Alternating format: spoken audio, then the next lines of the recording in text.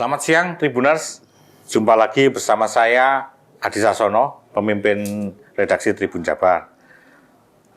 Kali ini, siang ini saya berada di sebuah kantor, di kantor KPU Kabupaten Tasikmalaya, dan tentu saja saya hari ini akan berbincang dengan Ketua KPU Kabupaten Tasikmalaya, Bapak Ami Imron Tamami.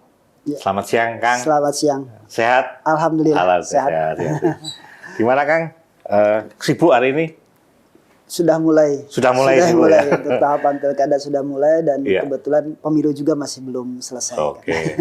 Jadi terima kasih kami sudah diterima ya, di sama-sama. sini, Kang. Boleh diceritakan mungkin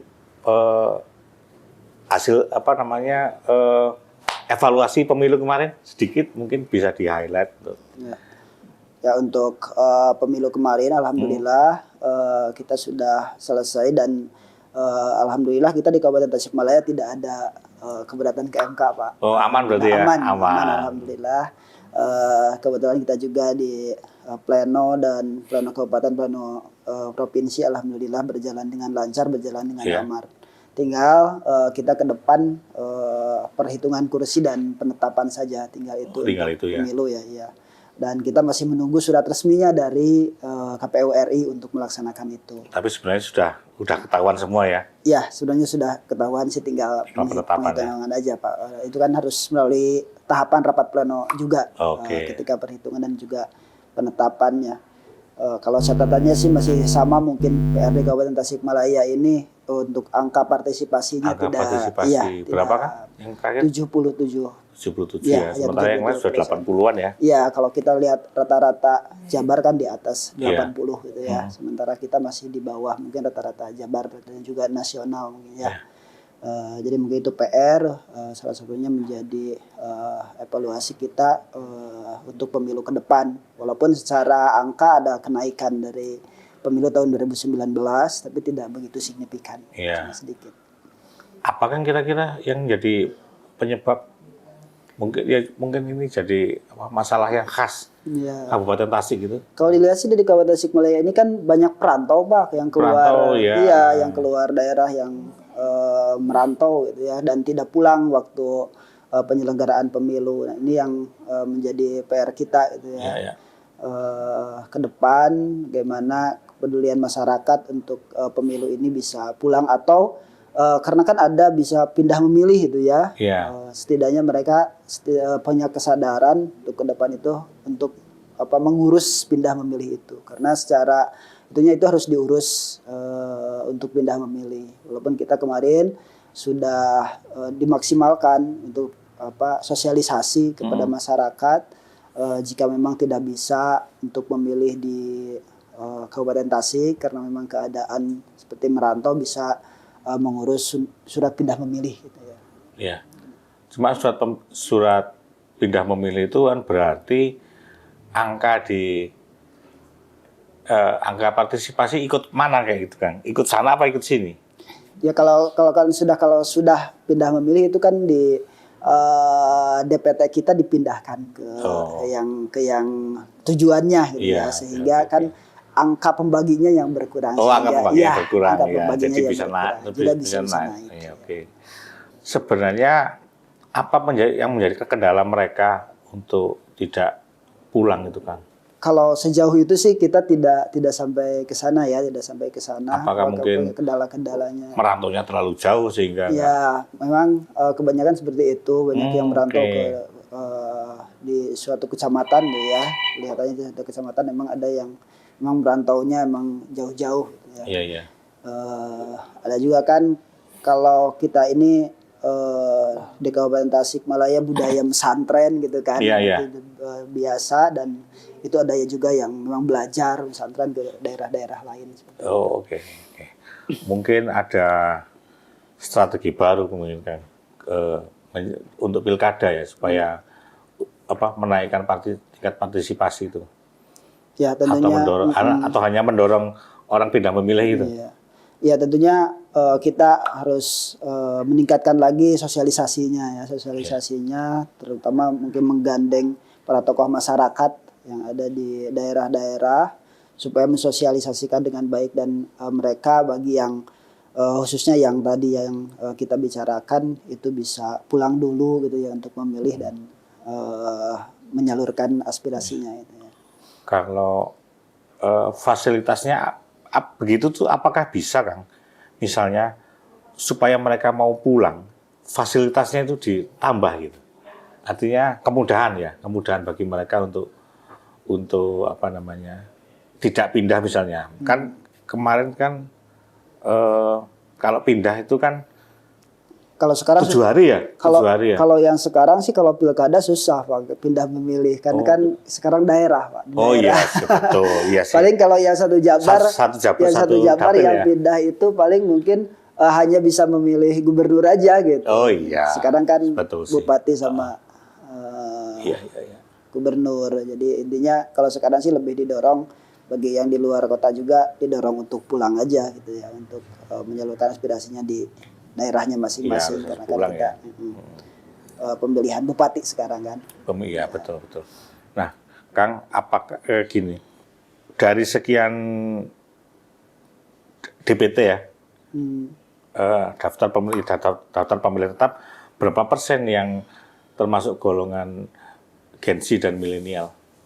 Tapi memang generasi milenial itu memang cukup tinggi gitu, paling tinggi gitu ya di 1,4 juta kita di DPT Kabupaten Tasikmalaya memang gede juga. Ya, 1.423.477 itu DPT kita di Kabupaten Tasikmalaya. Oh, dari situ persentasenya gitu ya. Persentasenya bagaimana pemilih milenial, berapa pemilih milenial dan berapa yang tidak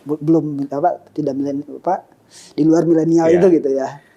Selama ini treatmentnya bagaimana, Bang? Meskipun kita tidak bicara angka ya, treatment terhadap mereka gimana supaya mereka mau memilih, terutama pemilih pemula, ya. Bagaimana treatment KPU Kabupaten Tasik terhadap mereka, kan? Ya, kalau kita sih, kalau anak muda itu kan sekarang di media ya, Pak ya, aktifnya di media, tentunya kita memaksimalkan itu aja untuk media sosial. Kita maksimalkan dan kita bukan hanya media sosial yang dimiliki oleh kita aja, melainkan kita kan nanti kemarin ya punya badan ad hoc ya, ada PPK, ada PPS ya. Bahkan di akhir-akhir itu kan kita ada KPPS banyak 35.000 ya, 35.000. Nah, kita memaksimalkan itu kalau yang kemarin, jadi mensosialisasikannya lewat akun media sosial badan ad hoc gitu ya. Jadi gitu. setiap ada informasi segala macam kita share di grup dan diharuskan mereka men-share di statusnya masing-masing ya. Strategi semacam itu yang sudah kita lakukan kemarin. Kalau media sosial di KPU Kabupaten Tasik pakai apa aja, Kang? Kita sih pakai IG ada, terus TikTok ada? TikTok ada ya. Jadi kita memang walaupun memang kurang maksimal juga yang menontonnya kan Pak, kalau dilihat-lihat ya. Kalau dilihat-lihat melihat dari pengikut di IG, di Facebook juga kayaknya tidak begitu banyak gitu ya, masih kurang. Jadi makanya kita maksimalkan ya udah media-media sosial pribadi aja gitu yang dimiliki oleh badan-badan ad hoc gitu. Mungkin itu lebih efektif lebih efektif untuk menyampaikan informasi supaya lebih luas. Kang, kalau ketika sosialisasi ya, berarti KPU juga ke sekolah-sekolah gitu kan? Iya, kemarin itu sama kita juga untuk yang di tiap daerah, itu tiap PPK itu kita wajibkan untuk mensosialisasikan ke sekolah-sekolah yang memang ada pemilihnya, kan di tingkat SLTA ya, di tingkat SLTA mereka mendatangi sekolah-sekolah, kemudian kalau ke pengajian-pengajian juga masuk, terus ke pesantren-pesantren yang milenialnya semacam itu. Ya. Ketika berhadapan dengan anak-anak sekolah itu kan mungkin mereka sebagai pemilih pertama ya, pemilih pemula. Nah, apa yang disampaikan KPU supaya mereka mau memilih, mau mereka dengan kesadaran sendiri mau datang ke TPS dan memberikan suaranya. Poin apa yang disampaikan ke mereka? Ya. Intinya kita mengajak mereka bagaimana pentingnya memilih pemimpin gitu ya, pentingnya memilih pemimpin, terus bagaimana pentingnya mereka harus berkontribusi gitu ya di politik, karena kan memang kalau dilihat-lihat ada sebagian anak muda itu yang antipati terhadap politik. Iya, gitu, mereka melihat politisnya melihat politik itu apa buruk. Gitu, ya. Nah, kita mensosialisasikan itu bahwa mereka harus terjun di dunia politik, dan mereka harus terlibat dalam pergelaran demokrasi ini untuk menentukan bagaimana pemimpin mereka ke depan. Itu aja mungkin yang kita lebih tekankan kepada teman-teman, khususnya kepada pemilih yang pemula. Ya. Ada muncul pertanyaan aneh-aneh nggak dari mereka ketika mereka, kenapa sih saya harus ini? Enggak sih sebenarnya, Pak. Enggak. Karena saya lihat memang pasif, terus saya kira mereka juga sudah banyak membaca sih tentang itu. Oh, oke. Kalau ada strategi khusus kan mungkin lewat media sosial, mungkin bikin konten-konten unik atau apa yang kemudian supaya lebih mengena ke mereka. Di KPU bikin gitu kan? Kalau kemarin sih enggak ya.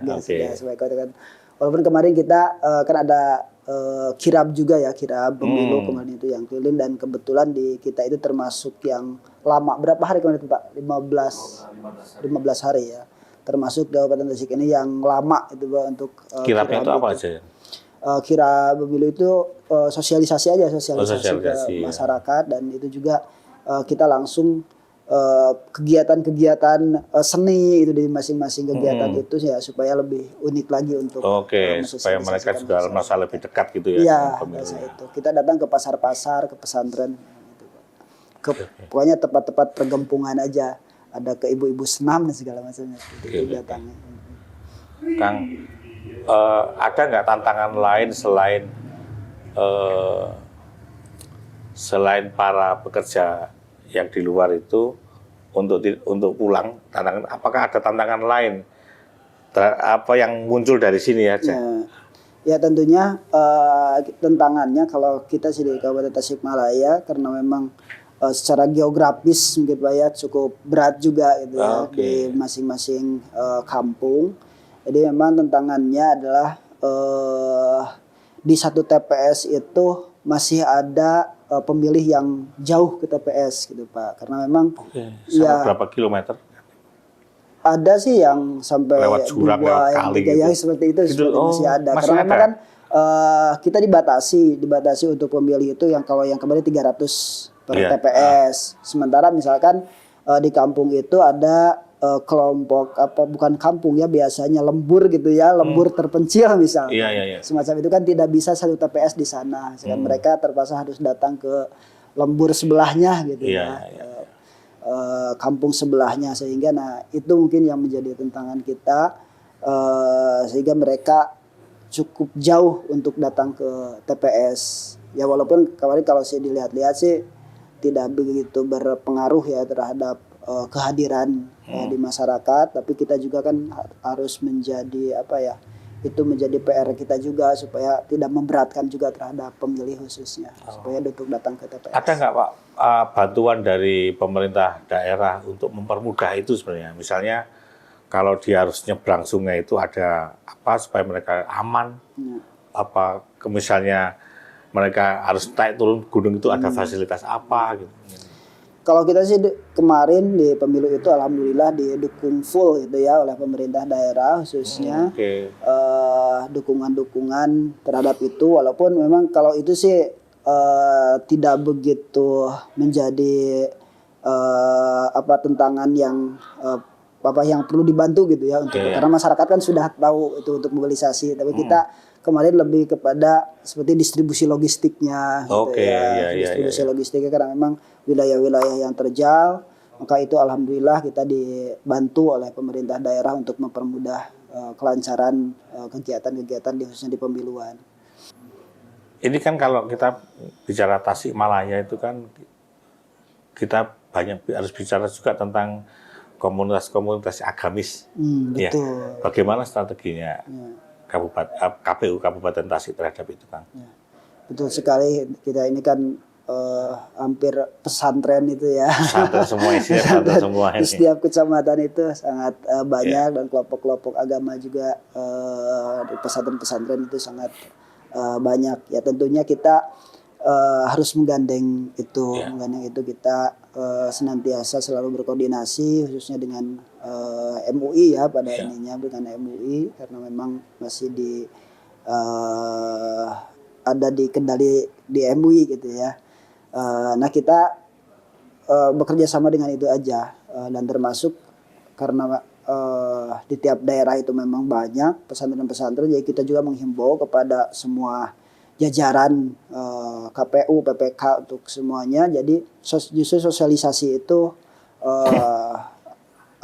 memang dimaksimalkan gitu ya, dimaksimalkan ke kelompok-kelompok agama itu, ke pesantren-pesantren dan juga ke tempat-tempat pengajian. Karena memang di Kabupaten Tasikmalaya ini kan mudah sebenarnya untuk melaksanakan sosialisasi karena memang kegiatan-kegiatannya sudah ada rutin di tiap daerah itunya. Itu tadi kegiatan-kegiatan keagamaan itu. Ya.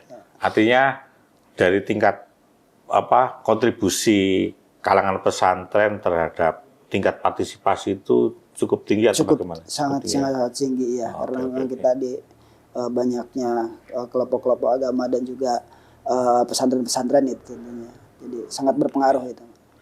Nah, Kang, kira-kira PR apa lagi yang harus diselesaikan oleh KPU Kabupaten Tasik menjelang pilkada nanti, Kang?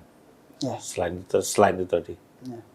Mungkin PR kita karena tadi kita ini sangat banyak mungkin heterogen gitu. Iya. Ya. PR kita mungkin di sosialisasi, meningkatkan lagi sosialisasi untuk ke depan khususnya di pilkada, karena tadi mungkin pilkada itu tidak bisa untuk partisipasi juga tidak untuk pindah memilih itu kan sekarang apalagi kalau yang di luar Jabar itu tidak bisa gitu kan sekarang. Jadi kita lebih meningkatkan tantangan kita adalah mungkin partisipasi dan harus ditingkatkan lagi untuk mensosialisasikan ke masyarakat luas. Apakah ada insentif khusus misalnya mereka yang pulang kan dapat hadiah apa gitu? Apakah dapat door prize gitu kan? Belum. Lumayan itu kan. Hal-hal itu ya mungkin harus dipikirkan. Itu ide juga Pak, itu unik ya. Iya, misalnya ada door prize, ini ada buat yang pulang kampung dapat door prize misalnya 1 kali cicilan motor gitu. Iya Kang. Mungkin ada ini terakhir Kang, mungkin ada yang bisa disampaikan kepada para calon pemilih di pilkada Kabupaten Tasik. Silakan Kang. Ya, kepada masyarakat Kabupaten Tasikmalaya, alhamdulillah hari ini pilkada sudah mulai tahapan dan kita hari ini sedang melaksanakan rekrutmen untuk badan ad hoc khususnya di PPK sampai tanggal 29, dan bagi masyarakat yang mau daftar gitu ya untuk berpartisipasi di penyelenggara silahkan untuk daftar bisa datang langsung ke KPU atau melalui link gitu ya yang sudah kami sediakan. Dan juga kepada masyarakat nanti saya mengajak untuk sama-sama hadir di TPS ya, walaupun masih lama di tanggal 27 November tahun 2024 untuk menyalurkan suara kita untuk memilih bupati dan juga wakil bupati dan juga gubernur dan wakil gubernur Jawa Barat. Itu pesannya, mudah-mudahan ke depan, pilkada ke depan dan kita sudah mulai tahapan bisa berjalan dengan lancar dan sukses untuk di Kabupaten Tasikmalaya. Oke. Terima kasih, itu tadi perbincangan saya dengan Kang Ami Imron Tamami, Ketua KPU Kabupaten Tasikmalaya. Pesannya adalah memilih ya teman-teman di Kabupaten Tasikmalaya datang ke TPS dan memilih sesuai hati nuraninya supaya mendapatkan pemimpin yang kita harapkan, yang baik dan tentu saja memenuhi aspirasi warga Kabupaten Tasikmalaya. Demikian bincang-bincang kami. kita akan bertemu lagi dengan topik yang berbeda, tentu saja dengan tokoh yang tidak kalah menarik. Terima kasih. Wassalamualaikum warahmatullahi wabarakatuh. Waalaikumsalam. Terima kasih Kang Ami.